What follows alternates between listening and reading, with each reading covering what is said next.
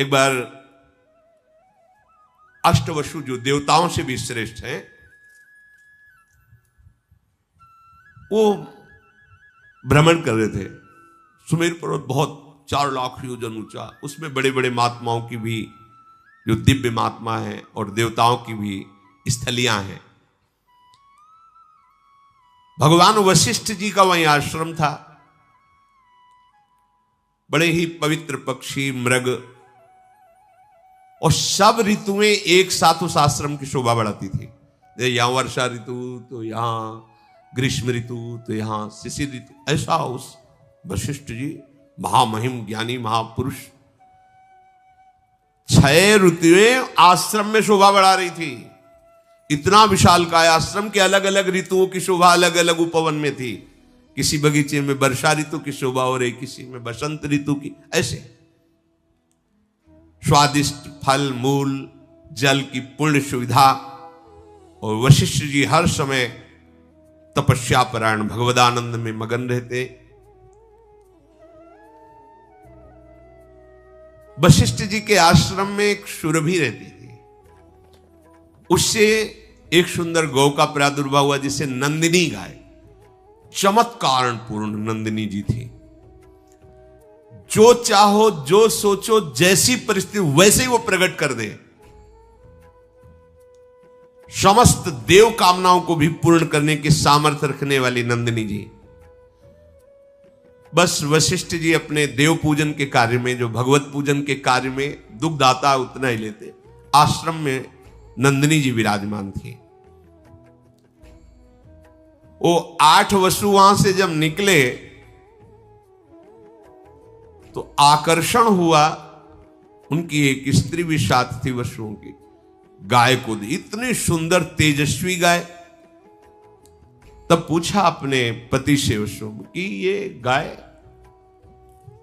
तो उनका ये दिव्य गाय है, जिसके पास होगी उसके शरीर में कभी बुढ़ापा नहीं आएगा, कोई रोग नहीं आ सकता केवल इसके रहने से, और जो कामनाएं करे वो सब पूर्ण हो जाती हैं।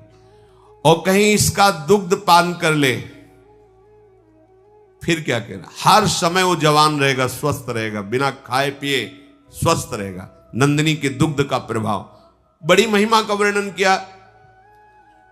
तो उसमें देव नामक जो वसु थे,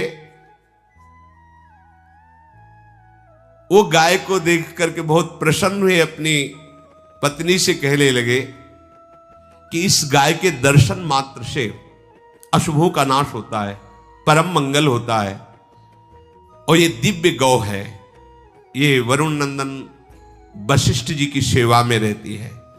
इसका जो दूध पी ले तो 10,000 वर्ष तक वो यौवन अवस्था में स्वस्थ होकर के कभी कोई जुकाम बुखार कुछ नहीं, हर समय जवान रहेगा। ऐसी महिमा गा रहे थे। तो जो देवनाम वसु की पत्नी थी, उन्होंने कहा अपने लोगों को तो आवश्यकता नहीं, क्योंकि वसु है वो स्वयं दिव्य है। मनुष्य लोक में मेरी एक मित्र राजकुमारी है, ये गाय अपहरण करते हैं और वहां पहुंचा देते हैं, और वो स्वस्थ रहेगी, यौवन अवस्था में रहेगी, मेरी मित्र है, ये मैं चाहती हूं। उन्होंने कहा नहीं नहीं, आप ये सोच कैसे लिए, महात्मा वशिष्ठ की गाय है, ऐसा सोचना भी पाप है। उनका देखो, मुझे और कुछ नहीं चाहिए, यदि आप हमें चाहते हैं ना तो आप हमारी ये बात पूरी करें। जो अष्टवसु थे, देववसु के साथ उनकी पत्नी ने जब ऐसा हठ किया तो उन्होंने अपने और 7 जनों से, तो उस समय भगवान की इच्छा से ही ऐसे महापुरुष हैं, ये वसुजन जो देवताओं के भी द्वारा बंदनी हुई, उनके मन में बात आ गई और उन्होंने देववसु की पत्नी का प्रिय करने के लिए गाय का अपहरण कर लिया, नंदिनी जी का। गौ का अपहरण करके वो जा रहे थे कि महर्षि वशिष्ठ जी संध्या करके अपने आश्रम में आए, तो देखा नंदिनी नहीं। तो उन्होंने कहा कौन ऐसा हो सकता है, किसका इतना त्रिभुवन में साहस हो सकता है कि हमारी आज्ञा के बिना हमारे आश्रम में प्रवेश करके नंदिनी को ले जाए। वशिष्ठ जी ने आसपास खोज की, पर जब नहीं मिले तो उन्होंने ध्यानस्थ होकर देखा, तो कहा अरे ये वशु लोग ऐसा कार्य कर सकते हैं।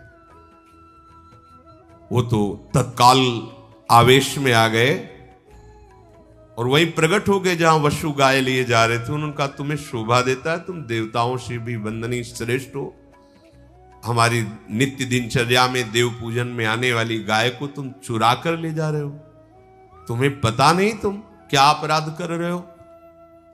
वो तो घबरा गए वशुजन। कहा ठीक है, तुमने मनुष्य लोक वाली बात की है, मनुष्य लोक में ही ये चोरी होती है, देवलोक में देवताओं में श्रेष्ठ वशुओं में ये वृत्ति कैसे आ गई। इसलिए मैं शाप देता हूं, जाओ तुम मनुष्य लोक को प्राप्त हो, यही तुम्हारे लिए दंड है। वशुओं को ये शाप दे दी, जाओ तुम मनुष्य लोक में जन्मो। देखो इतना ऊंचा पद, थोड़ा सा लोभ। अब तो वशुजन घबरा गए। वशिष्ठ जी के चरणों, मनुष्य योनि भगवत प्राप्ति कर ले तो ठीक है, नहीं बहुत ही आप क्या समझते हो, देखो ऐसे दुर्गंध निकलती है यहां से, सब मलमूत्र की थैली है, कोई बहुत बड़ी चीज है। देवताओं के कभी पैर जमीन में नहीं पड़ते, कभी पसीना नहीं निकलता, जहां से निकल जाए वातावरण खुशबू से भर जाएगा। और इसे देव दुर्लभ योनि, केवल भगवत प्राप्ति वो नहीं कर सकते, यहां से हो सकती है, वो नीचे ही गिर सकते, ऊपर नहीं उठ सकते। अपने सबसे ऊपर ब्रह्मलोक का भी अतिक्रमण करके भगवान के दिव्य धाम को जा सकते हैं। भगवान वशिष्ठ जी के चरणों में सब गिर पड़े, प्रभु पता नहीं क्या हो गया था, ऐसी गलती क्यों हो गई, प्रभु मुझे क्षमा कीजिए। आपका कृपा प्रसाद जब तक नहीं मिलेगा तब तक अब हमारे हृदय में भारी जलन होगी। आप समस्त धर्मज्ञों में ज्ञानियों में श्रेष्ठ हैं, क्षमा क्षमा, ऐसा कह के चरणों में गिरे। अच्छा तो ठीक है, तुम मनुष्य योनि में जाओगे पर 1 वर्ष में ही मुक्त हो जाओगे। लेकिन देव 7 तो 1 वर्ष में मुक्त हो जाएंगे। तुम अपनी पत्नी को बहुत चाहते हो और उसकी आसक्ति वश इनको भी प्रेरित किया, ये तो 1 वर्ष में क्रमशः मुक्त हो जाएंगे, पर तुम्हें पूरे जीवन मृत्यु लोक में रहना पड़ेगा। दीर्घ काल तक तुम्हें मनुष्य योनि का दुख भोगना पड़ेगा। अगर भगवान का भजन नहीं तो ये दुख योनया, दुख ही दुख है, देख लो ना। मैंने जो आवेश में आकर तुम लोगों को वचन बोले हैं, मेरे वचन कभी मिथ्या नहीं होते, ऐसा ही होगा। अब सबके हृदय बहुत ही व्याकुल हुए। तब देव वसु ने कहा, प्रभु जिसके कारण मैं ऊपर से नीचे जा रहा हूं, मृत्यु लोक में जाऊं, पर वो कारण मुझे ना मिले। समझ गए होंगे, जिसके कारण अर्थात अब मेरा कभी जीवन में मृत्यु लोक में जाने पर ब्याह ना हो, मुझे संयोग प्राप्त ना हो। हां ये तथास्तु, ऐसा है। अब विचार किया कि मेरी मां कौन बन सकता है, वशुओं को गर्भ में धारण कर सके ऐसी कौन साधारण स्त्री थोड़ी हो सकती, मेरा पिता कौन बन सकता है। तब विचार किया कि अगर मेरी मां बनने की सामर्थ्य है तो भगवती गंगा जी में है। तो अष्टवशुओं ने गंगा जी का स्तवन किया, ध्यान किया।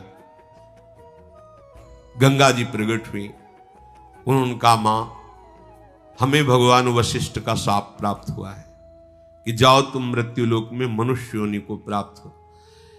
कोई भी मनुष्य लोक की स्त्री इतनी सामर्थ्य नहीं रखती कि मुझ वशुओं को अपने गर्भ में रख सके। इसलिए आपको हमारे ऊपर कृपा करनी होगी और आप मेरे लिए इतना कि आप मुझे अपने गर्भ में धारण करें। पर मां, मुझे गर्भ में पहुंचाने वाला पिता भी कोई मनुष्य नहीं हो सकता। अब आप चयन करें मेरा पिता कौन होगा। जब गंगा जी से ऐसी प्रार्थना की और गंगा जी ने कहा कि तुम 8 को मैं गर्भ में धारण करूंगी और वशिष्ठ जी की आज्ञा के अनुसार एक को 7 को मुक्त कर दूंगी 1 वर्ष में, पर 1 को रखूंगी। तुम्हारे पिता का चयन मैं करूंगी और तुम्हें संबोधन भी कर दूंगी। गंगा जी मुख्यतया ब्रह्मलोक में ही विराजमान, ब्रह्मा के कमंडल में, जो भगवान वामन का चरणोदक उन्हीं से। एक महाभिष नाम के प्रसिद्ध राजा इक्ष्वाक वंश में हुए थे। उन्होंने 1000 अश्वमेध, 100 अश्वमेध करने वाला यज्ञ, वो इंद्र पद का अधिकारी होता है। 1000 अश्वमेध, 100 राजसूय यज्ञ करके महान पुण्यों को प्राप्त किया था। वो ब्रह्मा जी की सभा में बैठे हुए थे, महाभिष नाम के राजा। बड़े बड़े सब ब्रह्म ऋषि वहां विराजमान थे। इसी समय भगवती गंगा जी पधारी उस सभा में, और हृदय में बात थी वसुओं को गर्भ में धारण करने वाले पिता का चयन। वायु भगवान को गंगा जी ने इशारा किया कि हमारी जो आंतरिक चिंतन वृत्ति उसके अनुसार व्यवस्था करो। तो वायुदेव ने गंगा जी का ऊपरी वस्त्र थोड़ा सा हटाया। जो हटाया तो ब्रह्मा जी समेत समस्त ब्रह्म ऋषियों ने सर झुका दिया। लेकिन महाभिष देख ही रहे थे। गंगा जी अपार सौंदर्य, गौरांग वदन। ब्रह्मा जी ने दृष्टि डाली, समस्त देवता ब्रह्म ऋषि सब सर झुकाए हुए हैं, लेकिन महाभिष गंगा जी को देख रहे हैं और गंगा जी महाभिष को देख रहे हैं। भगवान ब्रह्मा ने कहा, तुम दोनों ने ब्रह्मलोक की मर्यादा का तोड़ दिया। ऐसा कैसे हो सकता है कि देवी गंगा पधार रही और तुम सर ऊंचा करके देख रहे हो? जाओ, मृत्यु लोक को प्राप्त हो, तुम यहां रहने के अधिकारी नहीं। और गंगा जी से कहा कि तुम्हारी दृष्टि इन पर क्यों गई, इसलिए तुम भी मृत्यु लोक में जाओ और इनका वर्ण करो। वो खोज ही रही थी कि इन वसुओं का पिता बनने का कौर। तो ब्रह्मलोक में विराजमान महान तपोनिधि पुण्यात्मा महाभिष। जब ब्रह्मा जी ने गंगा जी को और महाभिष को ऐसे वचन कहे जिनको शास्त्रीय भाषा में शाप कहा जाता है, राजा महाभिष बड़े ही तपस्वी तेजस्वी थे। इनके पिता हुए प्रतीप, और ये पुत्र रूप में उनसे जन्मे जिनका नाम महाराज शांतनु पड़ा। ये बचपन से इतने सिद्ध महापुरुष थे कि जैसे कोई बूढ़ा जा रहा छू ले, वो तत्काल लकड़ी फेंक दिया, जवान हो गया। महान गंगा जी के पति बनेंगे। गंगा जी जिनको भगवान महादेव जी माथे पे धारण किए हुए हैं। महानदी गंगा महाभिषेक को जब देखा ब्रह्मलोक से गिर रहे, तो बीच में रोककर कहा, निराश मत होइए, जहां आप विराजमान थे उससे ऊंचे पहुंचाने का यह विधान बना है। तुम्हें भगवत प्राप्ति होगी। तुम्हारे पुत्र रूप में कोई और नहीं आ रहे, स्वयं वसु आ रहे हैं, अष्ट वसु। भावना से पर तुम मृत्युलोक में जाते ही हमारी ये बात भूल जाओगे। तुम धैर्य पूर्वक जाओ, निराश मत हो। ये जो कुछ हुआ है सब मेरे विधान से हुआ है, क्योंकि अष्ट वसु ने गंगा जी से प्रार्थना की थी।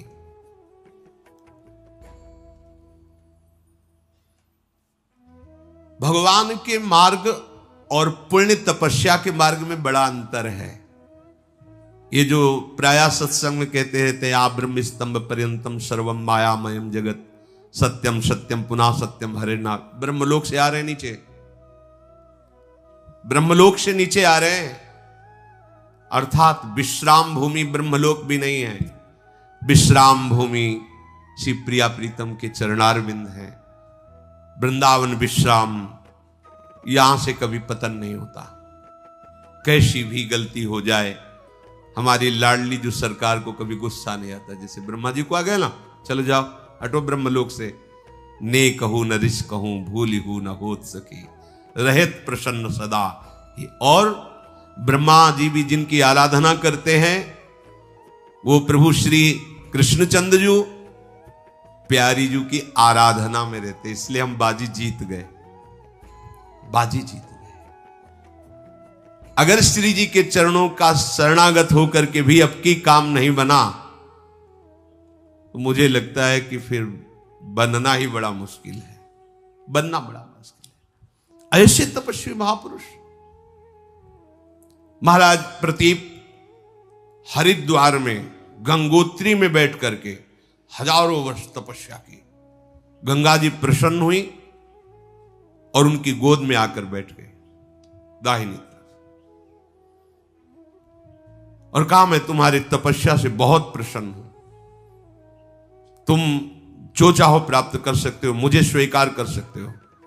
उनका हां, हमारा अहोभाग्य, पर आप जहां बैठी हैं वो स्थल पुत्री या पुत्र वधू का होता है, स्वीकृत है, आप हमारी पुत्र वधू बनो। इन्हीं प्रतीप से महाराज शांतनु का प्रादुर्भाव हुआ। तो उनका, मैं तुम्हारी पुत्र वधू तो बनूंगी, पर अपने पुत्र को संबोधन करके पहले से ही बता देना, कभी हमसे ये प्रश्न ना करे कि तुम कौन हो, कभी हमारी क्रिया पर प्रश्न ना करे कि तुम क्या कर रहे हो, तुम्हारा उद्देश्य क्या है।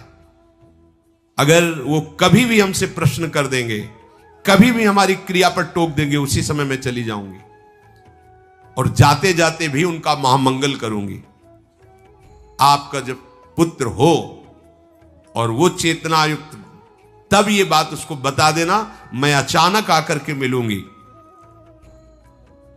भगवती गंगा जी ऐसा कहकर के प्रतीप की गोद से अंतर ध्यान हो गई। बहुत काल तक प्रतीप की कोई संतान नहीं हुई। फिर यही महाभिष राजा उनके गर्भ में पत्नी के आए।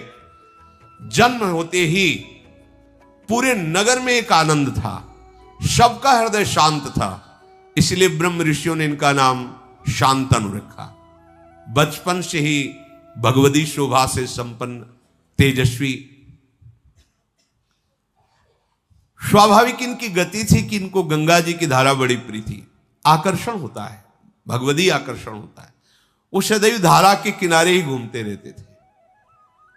जब इनकी यौवन अवस्था में वृत्ति हुई, शरीर हुआ, तो अचानक से पीछे से नूपुरों की ध्वनि सुनाई दी। मुड़ करके देखा, इतना तेज, इतनी सुंदरता, देखने से मूर्तिमान पवित्रता, गंगा जी मूर्तिमान पवित्रता। महाराज शांतनु तो जैसे कोई खिंचा हुआ वशीकरण से चलावे, ऐसे समीप आए। पिता की बात याद आई कि पिता ने कहा था, कभी तुम्हें कोई एक सुंदरी मिलेगी, तुम्हें ये प्रश्न नहीं करना कि तुम कौन हो, और तुम्हें ये कभी नहीं कि तुम ये क्या कर रहे हो। दो बातें उन्होंने कहा कि यदि तुम वही सुंदरी हो जिसे पिता ने संबोधन किया था, मैं नहीं पूछना चाहता तुम कौन हो, और मैं कभी नहीं रोकूंगा कि तुम क्या कर रहे हो, पर यदि वही हो और मुझे स्वीकार करने के लिए आई हो तो मैं तुम्हें स्वीकार करता हूं। बस इतनी बात हुई। बिना कोई प्रश्न उत्तर किए भगवती गंगा उनके साथ हस्तिनापुर के चक्रवर्ती सम्राट पद पर महाराज शांतनु विराजमान, और जिनके महल में स्वयं गंगा जी पहुंच रही, वहां की पवित्रता क्या। यह हम चरित्र इसलिए प्रारंभ कर रहे कि भगवान कह रहे, मैं सब में समरूप से विराजमान हूं, ना मेरा कोई द्वेष का पात्र, ना मेरा कोई प्रिय है, पर जो मुझे बचता है मैं उनका पक्षपात लेता हूं। तो भक्तों का पक्षपाती भगवान का जो स्वरूप है, इन महापुरुषों के चरित्र से सुनने को मिलेगा।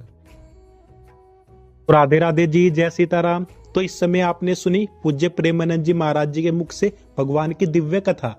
आपको ये कथा कैसी लगी हमें नीचे कमेंट्स करके जरूर बताएं। और आप पूज्य प्रेमानंद जी महाराज जी के मुख से भगवान की कौन सी और दिव्य कथाएं और लीलाएं सुनना चाहते हैं, जिनसे आपकी भक्ति और भी ज्यादा आगे बढ़े और आप भगवान के और नजदीक आ पाए, हमें नीचे कमेंट्स करके जरूर बताएं। श्री जी ने अगर चाहा तो हम पूज्य प्रेमानंद जी महाराज जी द्वारा उन कथाओं को भी आपके लिए प्रस्तुत कर देंगे।